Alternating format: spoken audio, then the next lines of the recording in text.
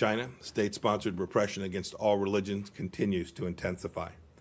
The Chinese Communist Party is now ordering religious organizations to obey CCP leadership and infuse communist dogma into their teachings and practice of their faith. The mass detentions of Uyghurs in Xinjiang continues. So does the repression of Tibetans and Buddhists and Falun Gong and Christians.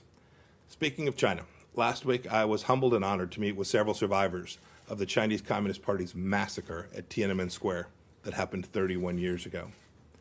I also released a statement on China's obscene attempts to take advantage of our domestic situation to press their political agenda, which I'm sure many of you saw.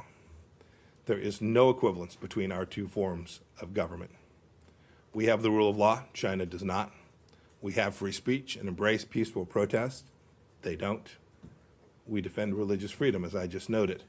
China continues its decades-long war on faith. The contrast couldn't be more clear. During the best of times, China ruthlessly imposes communism. And amidst the most difficult challenges the United States faces, we work to secure freedom for all. And I want to mention briefly, too, an upcoming meeting General Secretary Xi is having with leaders in Africa on COVID-19.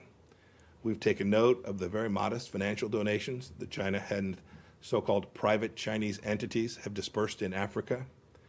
China's contributions to fighting the pandemic are paltry compared to the financial and human costs of the cover-up that it engendered. And I note, too, our concern that China will exploit the pandemic as a pretext to continue its opaque lending practices that have led nations to debt and disappointment all throughout Africa.